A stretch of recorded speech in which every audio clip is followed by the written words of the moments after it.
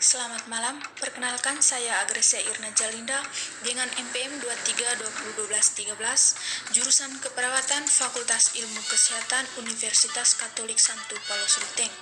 Saat ini saya akan mempresentasikan materi saya mengenai permasalahan sampah, di mana yang pertama yaitu terdapat pengertian.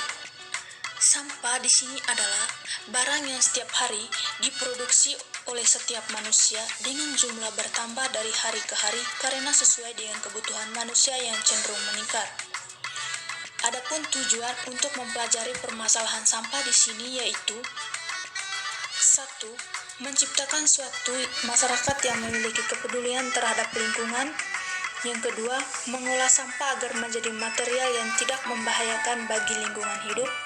Yang ketiga, mengubah sampah menjadi material yang memiliki nilai ekonomis. Sampah dapat diklasifikasikan menjadi beberapa jenis. Yang pertama yaitu sampah organik. Sampah organik adalah jenis sampah yang berasal dari sisa-sisa makhluk hidup, seperti sisa makanan, daun, dan ranting.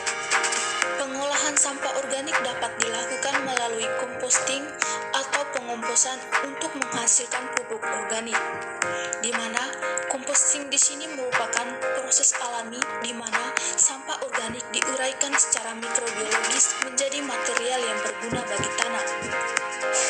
Yang kedua yaitu sampah anorganik.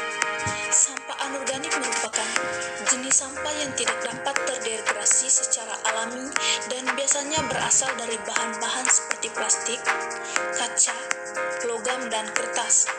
Sampah organik membutuhkan proses daur ulang atau pembuangan yang tepat untuk menghindari dampak negatif terhadap lingkungan. Proses pengolahan sampah anorganik merupakan langkah penting dalam menjaga kebersihan dan kelestarian lingkungan. Sampah anorganik ini tergolong seperti sampah plastik, kaca, logam, dan kertas sulit terurai secara alami sehingga perlu dilakukan proses daur ulang dan penggunaan teknologi yang ramah lingkungan untuk mengurangi dampak negatifnya.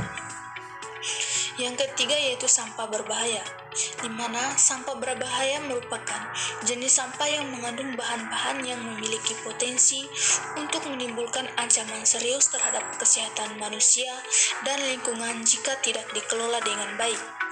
Pada umumnya, sampah berbahaya berasal dari limbah industri, medis, pertanian, laboratorium, serta dari aktivitas rumah tangga seperti penggunaan pestisida, pengolahan limbah elektronik, seperti baterai dan komponen elektronik yang mengandung timah, merkuri, atau kadium baterai.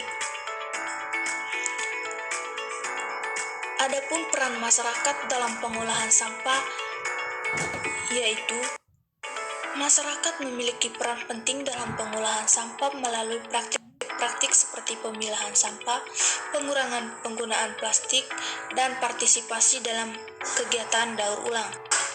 Adapun upaya pengelolaan atau pengamanan sampah dengan melakukan pengurangan sampah yaitu dengan melaksanakan 3R yaitu reduce, recycle, dan reuse.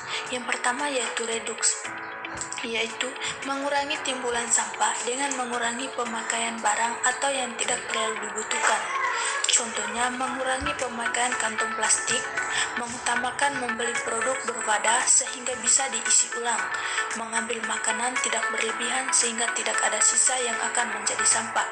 Yang kedua yaitu reuse atau pemanfaatan kembali, yaitu di mana dimanfaatkan kembali barang-barang yang sudah tidak terpakai tanpa mengubah bentuknya. Contohnya memanfaatkan kembali lembaran kosong pada kertas yang sudah digunakan, menggunakan kembali baterai yang dapat dikangger kembali. Yang ketiga yaitu recycle atau daur ulang, yaitu mendaur ulang kembali barang lama menjadi barang baru. Contohnya, sampah organik dapat dimanfaatkan sebagai pupuk dengan cara pembuatan kompos atau dengan pembuatan biopori. Sampah organik seperti bungkus plastik, deterjen, atau susu dapat dibentuk menjadi barang-barang kerajinan tangan seperti tas, dompet, dan lain-lain. Jadi, Apa yang kita lakukan dalam merubah kebiasaan untuk mengelola sampah kita sendiri telah menyelamatkan diri sendiri tanpa menyusahkan orang lain. Kita telah membangun lingkungan sehat sehingga terhindar dari penyakit dan racun-racun yang terkandung dalam sampah. Pada awalnya, merubah kebiasaan memang sulit, namun setelah menjadi kebiasaan baru atau kebutuhan baru akan menjadi salah.